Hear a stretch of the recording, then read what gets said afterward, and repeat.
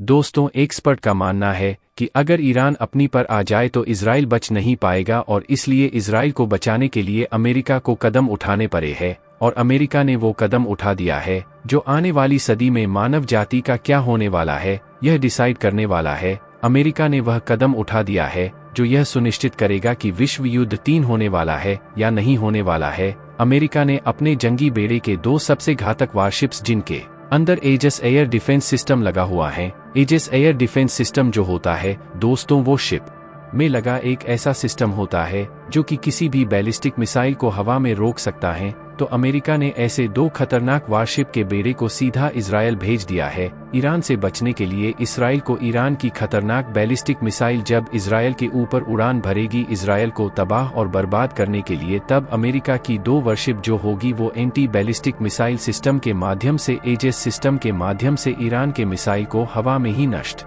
करने की कोशिश करेगी। लेकिन ईरान से लड़ने के लिए अमेरिका को जमीन पर आना पड़ेगा। ईरान को खत्म करने के लिए अमेरिका को और बड़े जंगी बेड़े की जरूरत पड़ेगी। इससे ईरान रुकने वाला नहीं है। नतीजा क्या होगा, पूरी अपडेट क्या है, आइए जानते हैं विस्तार से। इस वीडियो में आगे बढ़ने से पहले वीडियो को लाइक जरूर करें। दोस्तों, सीरिया में 1 अप्रैल को हवाई हमले में ईरानी वाणिज्य दूतावास में एक शीर्ष कमांडर सहित IRGC के 7 अधिकारियों के मारे जाने के बाद ईरान ने बदला लेने का प्रण लिया था। ईरान ने इस हमले के पीछे इजराइल का हाथ होने का आरोप लगाया था। हालांकि इजराइल ने इस पर कोई प्रतिक्रिया नहीं दी थी।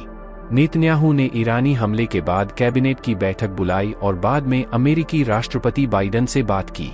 नेतन्याहू ने कहा कि बाइडन ने इजराइल की सुरक्षा के प्रति अमेरिका की प्रतिबद्धता दोहराई है। बाइडन ने कहा कि इजराइल की मदद करने के उनके निर्देश पर अमेरिकी सेना ने पिछले सप्ताह क्षेत्र में विमान और बैलिस्टिक मिसाइल रक्षा विध्वंसक भेजे थे। इस बीच अमेरिकी रक्षा मंत्री लॉयड ऑस्टिन ने कहा कि अमेरिकी सेना क्षेत्र में अपने सैनिकों और भागीदारों की रक्षा करने, इजराइल की रक्षा के लिए और अधिक सहायता प्रदान करने और क्षेत्रीय स्थिरता को बढ़ाने के लिए तत्पर है। ऑस्टिन ने कहा कि वह स्थिति पर करीब से नजर रखना और अमेरिकी सहयोगियों और साझेदारों के साथ परामर्श करना जारी रखेंगे। उन्होंने इजराइल के रक्षा मंत्री योव गैलेंट से भी बात की और इजराइल की रक्षा के लिए अमेरिका का समर्थन दोहराया और ईरान इजराइल में तनाव बढ़ गया है। ईरान ने शनिवार देर रात इजराइल पर ड्रोन और मिसाइल अटैक शुरू कर दिया। अमेरिका ने कुछ ड्रोन को मार गिराया है। इससे एक दिन पहले ओमान की खाड़ी से होर्मुज पास होते हुए भारत आ रहे एक कार्गो शिप पर ईरान की सेना ने कब्जा कर लिया है।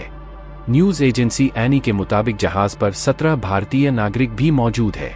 कार्गो शिप लंदन बेस्ड एक कंपनी का है जिसका मालिकाना हक एक इजरायली अरबपति के पास है। पहले मीडिया रिपोर्ट्स में दावा किया गया था कि शिप पर 20 क्रू मेंबर सवार हैं जो फिलीपींस के नागरिक हैं। इस पर पुर्तगाल का झंडा लगा था। घटना के बाद इजरायली सेना के प्रवक्ता डेनियर हगारी ने कहा, हम किसी भी तरह के हमलों पर चुप नहीं बैठेंगे, इसका जवाब दिया जाएगा।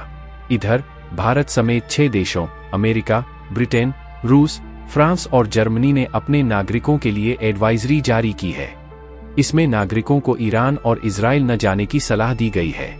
दरअसल 1 अप्रैल को इजराइल ने सीरिया में ईरानी एम्बेसी के पास एयर स्ट्राइक की थी। इसमें ईरान के 2 टॉप आर्मी कमांडर समेत 13 लोग मारे गए थे।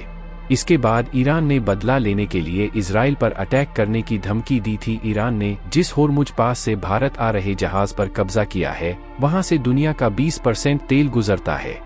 ईरानी सरकारी न्यूज एजेंसी इरना ने 2023 में दावा किया था कि ईरान ने होर्मुज पास में कई 100 बैलिस्टिक और क्रूज मिसाइलें तैनात की हैं, जो एक के बाद एक लगातार कई टारगेट पर हमला कर सकती हैं। न सिर्फ ईरान बल्कि अमेरिका ने भी तेजी से इस इलाके में सैनिकों और हथियारों की तैनाती की थी। अमेरिका ने अपना A-10 थंडरबोल्ट 2 वॉरप्लेन, F-16 और F-35 फाइटर जेट तैनात किए हैं। इसके अलावा अमेरिका के कई युद्धपोत भी इस इलाके में मौजूद हैं। न्यूज एजेंसी रॉयटर्स के मुताबिक कब्जा करने के बाद जहाज को ईरान ले जाया जा रहा है। वहीं इजराइल की डिफेंस फोर्सेस के प्रवक्ता डेनियल हागरी ने कहा है कि ईरान ने अगर विवाद बढ़ाने की कोशिश की तो उसे अंजाम भुगतना होगा। अल जजीरा की रिपोर्ट के मुताबिक ईरान ने ओमान की खाड़ी में इजराइल से जुड़े जिस जहाज पर कब्जा किया है वो मुंबई आ रहा था। जहाज का नाम MSC एरीज बताया जा रहा है।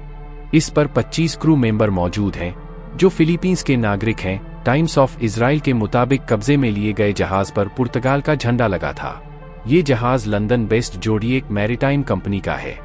इस कंपनी में इजरायली अरबपति इयाल ओफेर की भी हिस्सेदारी है। होर्मुज पास वही जगह है जहां अमेरिका 2019 से ईरान पर जहाजों पर कब्जा करने के आरोप लगाता रहा है। ईरान के इस हमले के बाद पश्चिमी देशों ने इजरायल का समर्थन करने की बात कही है। अमेरिका, ब्रिटेन, फ्रांस सहित कई पश्चिमी देशों ने ईरान के हमले पर कड़ी आपत्ति जाहिर की है। जिसका डर था वही हुआ। ईरान ने इजरायल पर जोरदार हमला बोल दिया है। ईरान के इस्लामिक रिवॉल्यूशनरी गार्ड कॉर्प्स ने इजरायल पर दर्जनों मिसाइल और ड्रोन से हमला किया है। इस हमले से पूरी दुनिया अलर्ट पर है। ईरान ने इस हमले को ऑपरेशन ट्रू प्रॉमिस नाम दिया है। ईरान का कहना है कि हमला इजरायल के अपराधों की सजा है। दरअसल सीरिया में ईरान के वाणिज्य दूतावास पर एक हमले में ईरानी सैन्य कमांडरों की मौत हो गई थी। हमले का आरोप इजरायल पर लगा, जबकि उसने इसे मानने से इनकार कर दिया। ईरान ने धमकी दी थी कि वह बदला लेगा। अमेरिका भी कह चुका था कि ईरान जल्द से जल्द हमला कर सकता है। ईरान ने शनिवार रविवार की आधी रात में इजरायल पर 150 क्रूज मिसाइल और 200 ड्रोन से हमला किया।